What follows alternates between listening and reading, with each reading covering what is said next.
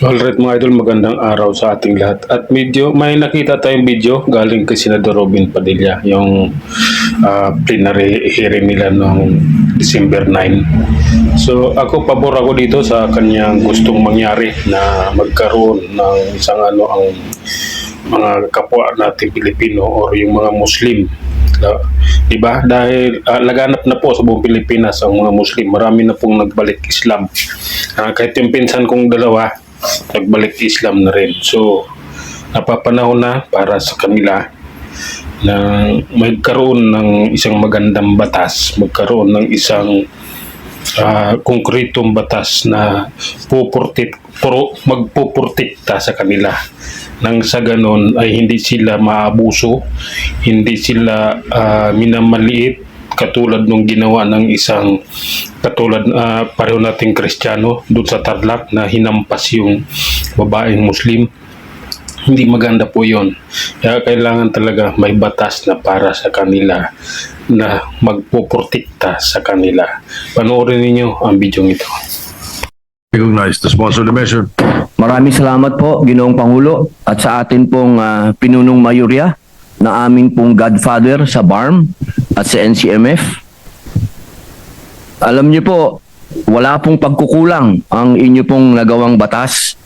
Nagkataon lamang po na dumarami na po ang mga balik Islam. Opo. Ginoong Pangulo, at sa kagalang-galang na miyembro ng lupo na ito, ikinagagalak ko pong tumayo sa hapong ito bilang sponsor ng Senate Bill number 604 sa ilalim ng Committee Report number 20, an act amending Article 1, Section 5 of Republic Act 9997, otherwise known as the National Commission on Muslim Filipinos Act of 2009. Inihain ko na din po ang panukalang ito nung nakaraang 19th Congress. At sa katunayan nga po, nakapasa na po ito sa ikatlong pagbasa dito po sa ating kapulungan. Hindi naman po lingid sa kaalaman ng lahat na ang inyong lingkod ay isa pong balik Islam. Mula po sa katagang ito ay madali na pong maunawaan na ako po o kami po ang mga itinuturing na nagbalik loob o nag-revert sa katuruang Islam. Sa pag-usad po ng panahon, Ginoong Pangulo, patuloy po ang pagdami ng mga tulad naming nagbabalik loob. Ang sabi nga po ng isang Muslim elder, hindi na po 13 ang tribo sa Islam, kung hindi 14 na po. At yun po ang balik Islam tribe. At tulad ng nabanggit ko noong magsagawa kami ng pagdinig sa paksang ito, maituturing po nating very vulnerable po ang mga balik Islam sapagkat sila ang kadalasang naliligaw ng landas dahil sa mga blind leaders na nagpapalaganap po ng maling katuruan at hindi sang-ayon sa tunay na sinasaad ng aming pananampalataya. Ang totoo po, maraming balik Islam ang napapahamak dahil sa mga mapanlinlang na katuruan. Kasama na rin po sa hinaharap na hamon ng mga kapatid nating balik Islam ay ang mga adjustment sa pamumuhay base sa katuruan ng aming pananampalataya.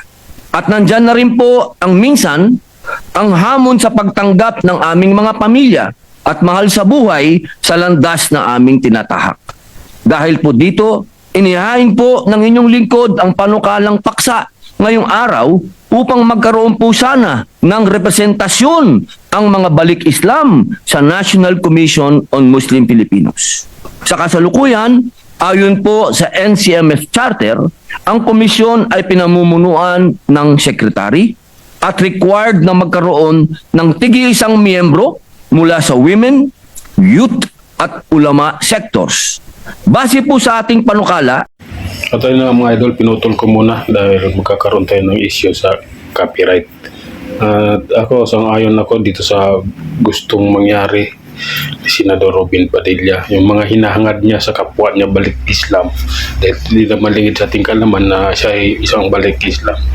Kailangan mayroong isang representative na mamumuno sa kanila sa balik Islam sa buong bansa dahil marami po sa ating mga Pilipino ang mga nagbalik loob ko tawagin nila yung nagbalik Islam. Kaya sang-ayon ako sa mga ninanais ni Senador Robin Padilla at mga gusto niyang mangyari hanggang sa susunod na mga panahon. yun lang, panoorin ninyo ang karugtong.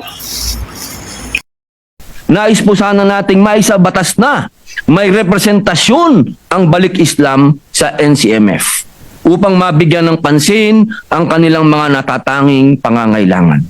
Nawa po ay mabigyan natin ito ng atensyon at masuportahan po ng aming godfather na Senator Mig Samurai Subiri.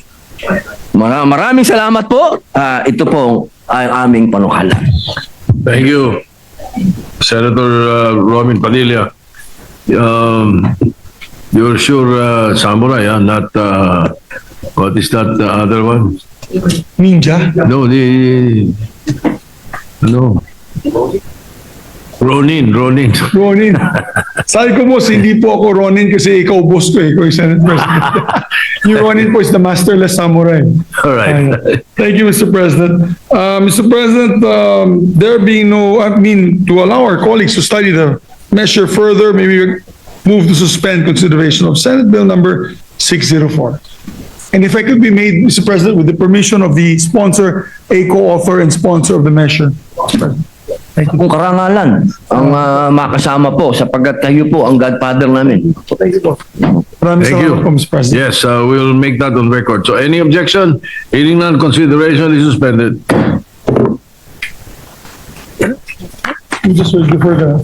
Mr. President, before we adjourn, I move that we defer the approval of the journal of the 31st session, December 3 and 4, 2025.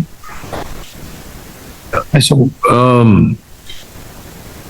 You are, Yes, it's part of the agenda, Mr. President, that we'll defer approval of the journal of the on 31st. deferment of the journal. Okay, Yes, sir. any objection? Hearing none, so deferred.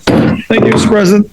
With that, Mr. President, I move that we adjourn the session until 3 o'clock in the afternoon of Wednesday, December 10, 2025. Thank you very much, Mr. President. Any objection?